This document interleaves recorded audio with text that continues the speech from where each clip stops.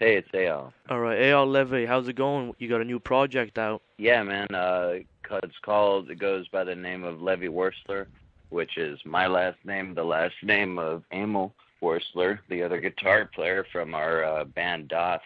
It's an instrumental project. We got Sean Reinert from Cynic playing drums on it, and it's a pretty intense and trippy piece of music. It comes out next week. We're very, very excited about it. It's a bunch of stuff that we haven't been able to do in Daath, but that we've always wanted to do, which is very dark, atmospheric, technical music. How you guys get a hold of Sean Reinert for this?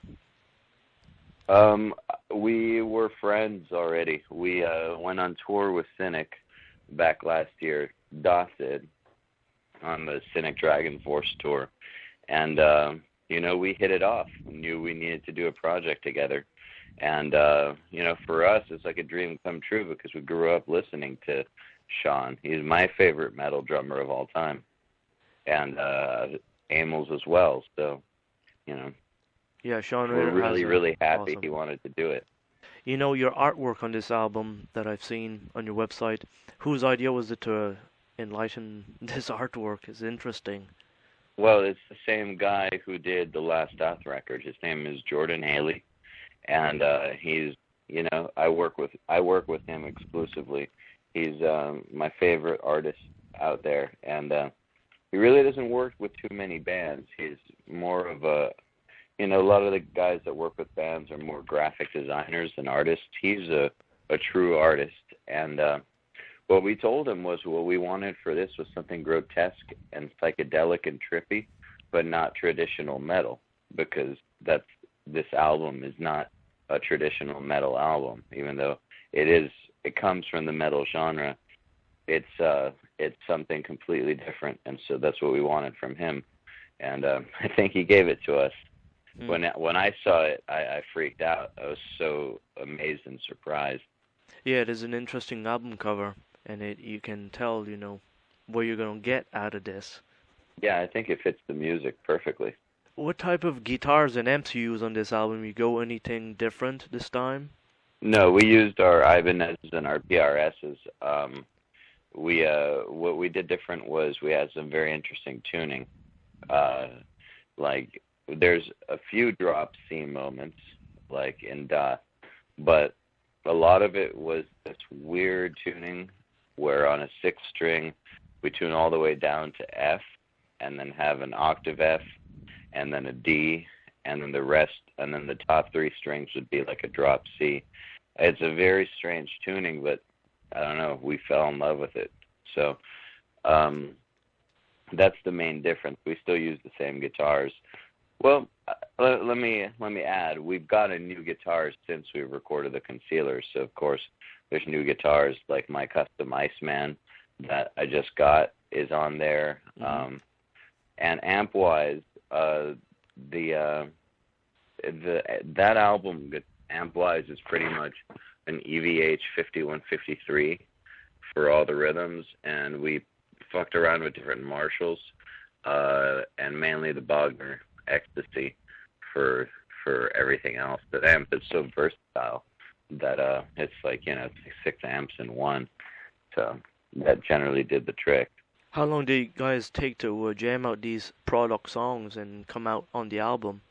It's weird to really say how it happened because we all have such busy schedules. Like we got Daath, Cynic, like Emil does session work for other bands and teaches. I have the studio.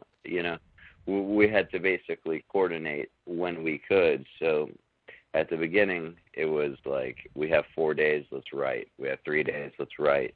And then as the deadline got closer, things got a little bit crazier because the studio where Sean was going to record his drums down in California fucked him over.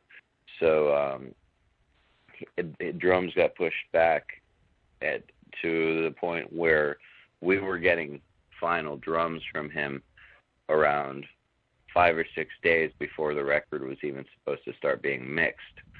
So, it was pretty scary but pretty exciting at the same time. We just worked all day, all night. All in all, I think the recording process, if you count it all together, took 3.5 weeks of ridiculous work. But it really should have taken 2 months if we were being normal human beings about it. Lonesome Little Finn, how long did it take you to write this one and, decide this would be the single? That one we wrote pretty quickly, man. I remember that coming out in like 2 or 3 days. And to decide that one as a single, I just think it's one of the most single-worthy tracks on there. There's a lot of, since the album is more of like a piece of music rather than song, it's kind of hard to decide what would be a single because, there's no vocals, so it's not like this one has the strongest chorus or whatever. We just felt like that one was very representative of the whole album. It kind of has everything that the album it has. Well, there's no acoustic guitars on it. There's no piano on it, but it has most of the elements of the album in it somehow, somewhere. So we figured that if you like Loathsome Little Fiends, you'll probably like the rest of the album. Any idea into making, promo video or even, some sort of DVD with this? There's going to be a lot of video stuff, and yes, there will be a promo video to come along with it, for sure. All in the next few months. A single video is going to be on YouTube, most definitely. Oh, yeah, of course. On the big YouTube, that's the MTV of today. Oh, totally. I think some website, I'm not going to say which one, is going to debut it, and of course it'll end up on YouTube. You can't live without YouTube these days. No, everybody needs YouTube. Footage is leaking out on there, huh? Yeah, it's okay. You just have to embrace it. That's the modern world we live in. You can sit there and you can cry about Headbangers Ball from the Ricky Ragman era not existing, or you can just accept that the world has evolved and there's new ways of getting media out there, and YouTube is the most popular and powerful one. That is true right now. And, MySpace is hitting up hard right too, tons Facebook, of bands on there. Twitter. Facebook is a big competition now. I actually find that even though our numbers are higher on MySpace, I feel like the power of our interactions is higher on Facebook. It seems that MySpace is a little bit harder to communicate these days. Yeah, something's wrong. They messed up somewhere, man, because I used to find MySpace to be very easy to interact with fans. And I actually do interact with fans, man. Obviously, I don't always have time, and when we're writing, I don't have the internet on because it's too much of a distraction. But when I can, I try to interact with fans and answer their questions and whatever. And on MySpace, it's like you have to dig through fucking 15 pages of spam before you get to one message. So to any fans of ours, Daath or Levi Werstler or personal or anything, who have sent us messages via MySpace that don't get responded, our apologies. MySpace is just fucked up with spam, and we probably didn't see it. The best way is Facebook, because there's no spam. Facebook, it seems to be more clean, and the people are actually getting, their messages through. MySpace lost it with time. Yeah. Also, the thing is with Facebook, which is really exceptional. Bands don't like this, but I think it's great. Is that you can't add fans; they have to add you. So that the people on your list truly are your fans. Yeah. It's not just inflated figure. Yeah, when you have 10 million people on MySpace, and how many actually are really looking at your profile? Well, man, when you have a local band who can't draw 15 people to their shows at home and they have 27,000 MySpace friends, it's got to tell you that there's something in there isn't working. Because back in the old days, I remember bands that would have 27,000 or 30,000 MySpace friends would be filling up clubs Right. like crazy, like Job for a Cowboy, but for instance, in like 2005, 2006, Job for a Cowboy, when they first started, they had, 30, 40,000 friends, and they were just packing clubs everywhere. And I don't know what happened with MySpace, but they fucked it up. Levi Werstler is the project of Emil and I.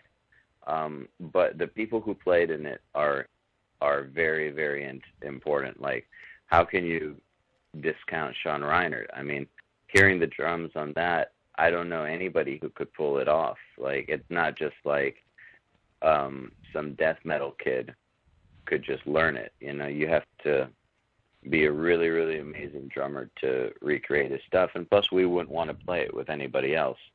So to coordinate the schedules between him and us and get the other two guys, Eric and Kevin involved, it's, there's a lot of planning that would be involved. And also it would have to be the right offer because, Daath is the kind of thing where we can go tour with any genre of metal and hold our own, but this isn't that. This has to be a very specific kind of tour where an audience would be open to an instrumental band. And there are those audiences, like if a band like Between the Buried and Me, Mm-hmm. or even Cynic, or Dream Theater, or Opeth, or Mastodon, if bands like that wanted to take us on the road, we would find a way to make it happen. But only in those circumstances, because otherwise, what's the point? Instrumental music is not for everyone, and it would be too much work and too much effort to put it together for a crowd that won't appreciate it. So we'd love to do it. It just has to be the right opportunity. Man, I would love to play this stuff live. I feel like it would be really, really impressive live. And I mean, like, the 15-year-old me would be so jealous of the 30-year-old me for getting to play with Sean. But, reality, in all reality, it needs to be something to where we can, A, coordinate our schedules, B, it has to be something that would make sense for a project like this to do. But I'll tell you, it's a good album, and you guys are Thank on you. the right track. I like it. It's really good. I'm glad you like it. Thank you. All right. Well, thank you very much for your time. Great, man. I appreciate it. Thank you so much for your time, and I really appreciate you covering this. Hey, man, there's a Daath record coming out in October. That's when I'll be talking to you again, I guess. Yeah, exactly. Okay. All well, right, man. you have a good have night, good man. night. You too. Bye-bye. All right.